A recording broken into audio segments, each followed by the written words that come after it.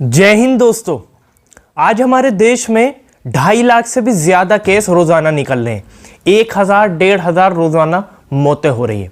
दोस्तों मेरे तो बात ये समझ में नहीं आती। मैं आपसे बिल्कुल सीधी बात करूंगा, कोई भी यहाँ पर एक फालतू टाइम वेस्ट करने नहीं आया हूँ आपका। दोस्तों सीधी बात ये करूंगा, 2020 में लॉकडाउन लगा।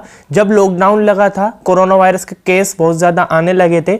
उस टाइम हमारे देश के जो हॉस्पिटल है उसकी स्थिति हमें साफ दिख गई थी कि अच्छी नहीं है। यानी आईसीयू के बेड कम पड़ रहे थे, जो वेंटिलेटर होते हैं वो कम पड़ रहे थे, ऑक्सीजन कम पड़ रही थी। दोस्तों 2020 का ये मैं आपको वाकया बता रहा हूँ और आपने साफ देखा होगा, मजदूर जो है हमारे देश के वो उन्होंने पलायन करा था, एक राज्य से दूसरे राज्य जा रहे थे, वो भी पैदल जा रहे थे, पर हमारे देश की सरकार ने कुछ नहीं कहा। अब दोस्तों 2021 है, फिर से लॉकडाउन लगना शुरू हो गया। दिल्ली में तो 6 दिन का लॉकडाउन लगा है, उत्तर प्रदेश में भी लॉकडाउन लगना, वीकेंड लॉकडाउन लग रहा है, महाराष्ट्र में लॉकडाउन लग रहा है। यानी लॉकडाउन लगना स्टार्ट हो गया है आहिस्ता आहिस्ता, और हमारे देश के जो मजदूर हैं वो भी पलायन शुरू कर दिया है उन्होंने।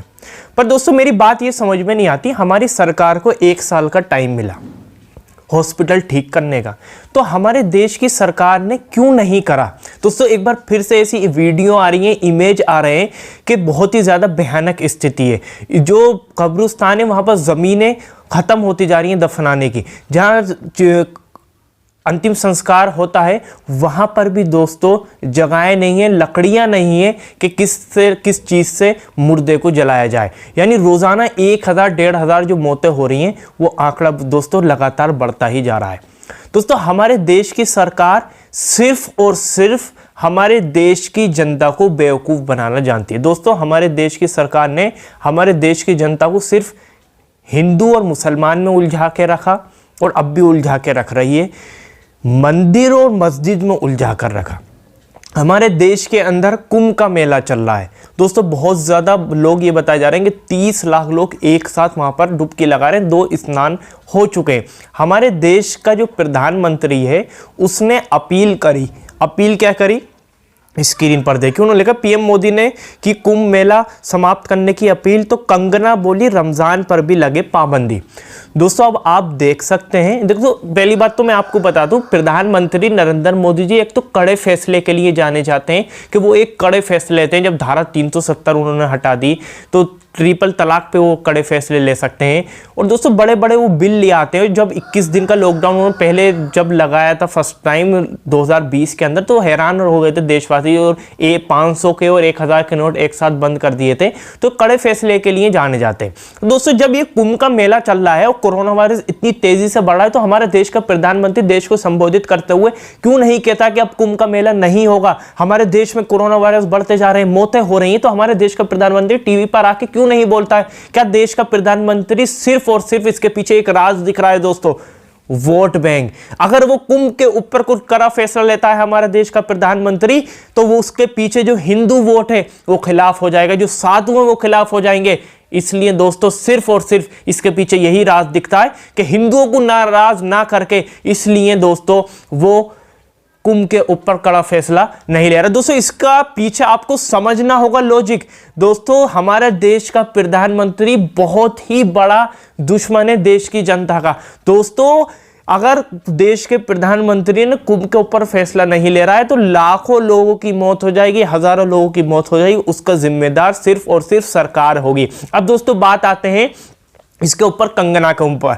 कंगना जो है वो बीजेपी की मानी जाती है, और दोस्तों सिर्फ और सिर्फ वो ऐसे बयान देती है जिससे बीजेपी का फायदा हो।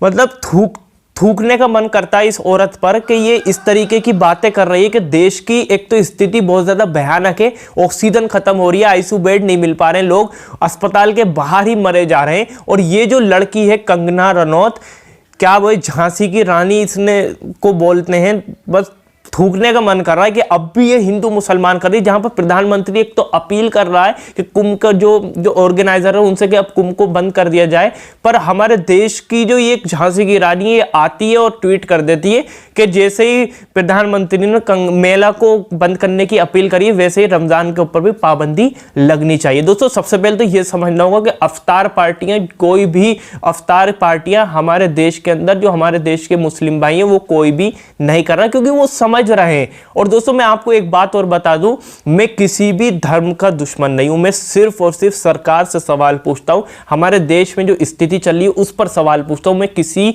धर्म का दुश्मन नहीं, मैं सभी को एक समान मानता हूं।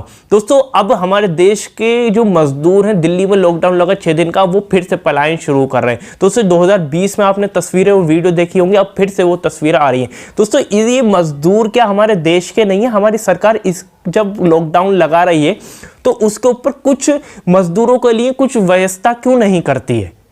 दोस्तों आपको इन चीजों को समझना होगा। हिंदू मुसलमान मत करिए, इनकी पॉलिसी को समझिए, मंदिर मस्जिद को समझिए। दोस्तों सिर्फ और सिर्फ ये जो हमारे देश के अंदर 200 साल राज अंग्रेजों ने करा, हिंदू मुसलमान करके वो बांट के उन्होंने 200 साल राज करा, ऐसे ही हमारे देश की सरकार देश की जनता को बेवकूफ़ बना रही है, हिंदू मुसलमान कर रही है, मंदिर मस्जिद कर रही है। दोस्तों हम तो सिर्फ मंदिर मस्जिद के लिए लड़े, हिंदू मुसलमान के लिए। अगर हम अस्पताल के लिए, हॉस्पिटल के लिए आज लड़े होते तो हमारे देश की स्थिति ऐसी नहीं होती, ये आपको समझना होगा। चलिए दोस्तों आपकी क्या प्रतिक्रिया इसको लेकर आप नीचे कमेंट बॉक्स में जरूर बताइएगा। इस वीडियो से ज़्यादा तो शेयर करिएगा, लाइक जरूर करिएगा, चैनल पर नए चैनल को जरूर सब्सक्राइब और बेल आइकन को जरूर दबा दी ताकि मैं जब भी नई वीडियो लेकर आऊँ तो आपको पता चल जाए। चलिए इस वीडियो में इतना ही।